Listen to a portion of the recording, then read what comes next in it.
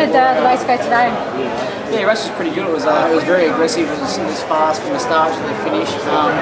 Kind of lacked a little bit of. It would have been nice to have kind of Fly B Australia there, because I know I've got some great lead out guys to kind of push me towards the end and help me out. But it was just a fight from the start to the finish. It was, but I think I ran maybe either 10th or 11th. I haven't seen the final results yet. But, I was up there. I was mixing it with the guys, and when you're kind of riding for a national team, not a pro tour team, they kind of push you around a little bit. But you just gotta stand your ground and don't take it, and just do as best you can.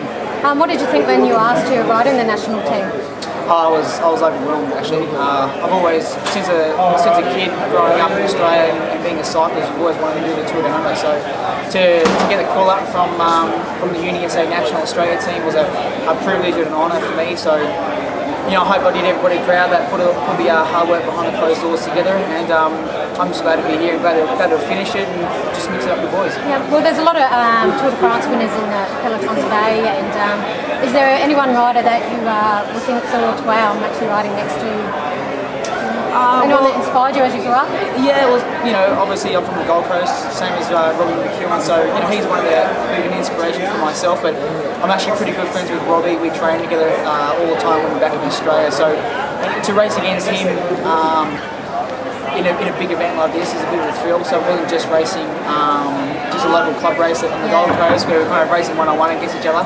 So that was a bit of a thrill, but I've raced Tour of California last year against Lance Armstrong, so that was a bit of a thrill.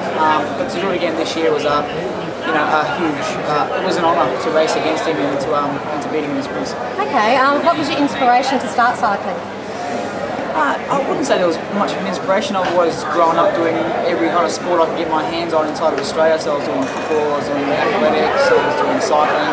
So cycling was kind of the one that I just carried on with when I was about 18 and make a decision. So made the Australian national team and just carried on cycling since then. Okay, do you have a race ritual before the race? We know that Bradley Wiggins wears black socks, things like that. So do you guys?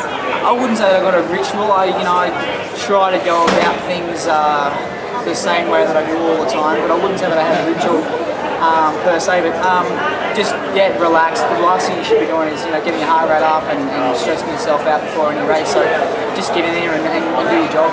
So especially here at the Tour Down Under, you have a lot of fans and a lot of people that want your autograph or try and pull you up at a post. Is that distracting, or does that motivate you? Because we've got inside of Fly B Australia. We've done so many positive things for our fans and all for our sponsors, and at the end of the day that's what we're here for, to look after the fans and to promote the brands that we race for. So if somebody yells out and wants you to sign something, then you just oblige them and do what you can. Okay, a few fun questions now. This year in the peloton there's a few new kits. Is there any kit that you wouldn't like to be wearing? Yeah, that new food on Cervetta kit, that's a bit of a shocker. Yeah, that does not look much chop at all. At least the Fly B kit, I think this year, I saw you this morning wearing it, is pretty good this year. Yeah, the new one, look, we had a predominantly grey kind of kit last year. It kind of got lost on those kind of overcast days, so we wanted something a little bit more that stands out. So our new one's kind of red and black, same colour as the airplane. So it looks a lot better. I think it looks good. Happy with that new kit this year. Okay, what's your next race on the calendar? Yeah, I just found out this morning that India is cancelled. There was a crit in Mumbai, so that's just been cancelled. So my first race will be Tour of the Marietta, which I won 2 years ago in California. So I think that's on the first week of March. Okay, and you won 27 races, I think it was last year? 29. 29? Well, sorry about that. Sorry. I have to put that one in there. What are you aiming for this year?